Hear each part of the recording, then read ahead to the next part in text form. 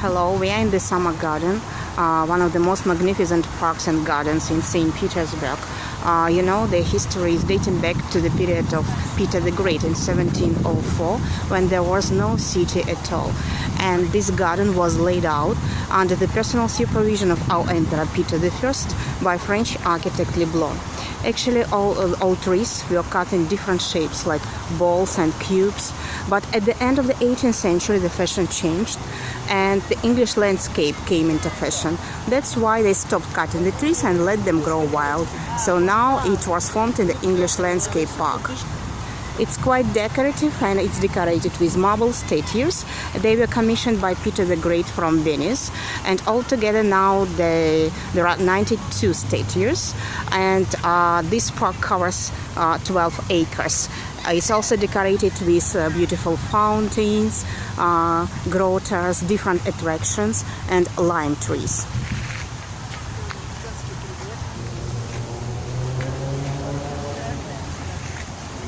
There are beautiful trellises.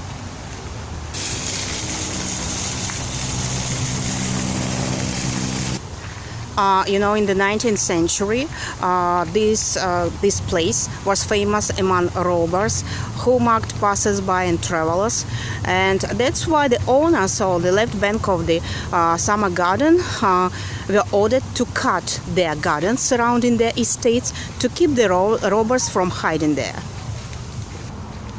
This Summer Garden was also used for different assemblies. So everyone could visit these assemblies except serfs. Actually, these assemblies were held just twice per week, not only in the Summer Garden, but also in different mansions and private houses. Since that, Russia got the democracy. And this is the summer palace of Peter I and Catherine I. It was their residence here, especially they like to live here in summer, of course. And Peter I, he occupied the ground floor, and Catherine I, the second floor. So actually, through this summer palace, it was built in 1711 and 1712. And on its facades you can see different bas-reliefs based on the Greek mythology. During the Second World War, during the siege of Leningrad, it was destroyed, of course, but the treasures and valuable things, so they were evacuated. So after restoration, being returned to its former place. And this summer palace, it was opened officially in 1947. There are beautiful summer palaces. This is the coffee house, also tea house, which is nearby. And this summer garden is situated nearby the Fountain River, Fontanka River, which was the border of the city in the 18th century. So it supplied waters for the fountains of the summer garden.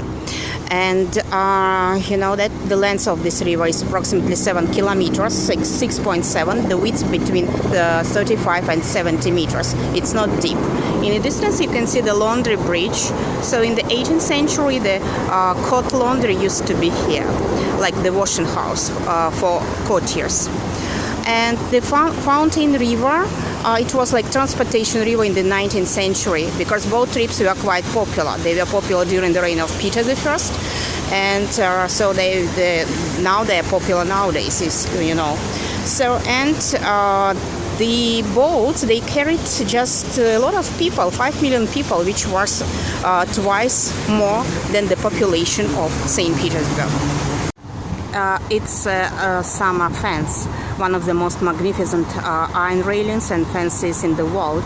It was specially made by architects, Russian architects, and it's a real masterpiece. So according to the legend, in the 18th century, one English merchant who heard about this fence, he especially traveled by boat to St. Petersburg to see, and he got impressed, he got admired. After this, he came back to his native country, because there was nothing to see here. So, and this is the Swan Canal. It was dug out just in the 18th century. And you know, the name also came back from the 18th century because swans settled there. They used to live here. Actually, two canals were dug out, the Red Canal and the Swan Canal. Because the summer garden, it was flooded with water. In order to limit it, so these canals were dug out. But as for the Red Canal, it was covered with earth, and Swan Canal, it has remained. You know, you are standing here, you feel special energy, as well as all sites in St. Petersburg. So there is much energy here. Now this magnificent park in the summer garden is open for all visitors. It's free of charge. There are special tours at a fixed time, you know, for Russian tourists as well. So, and it's a good recreational area. If you visit St. Petersburg, so please visit the summer garden. Thank you for your attention.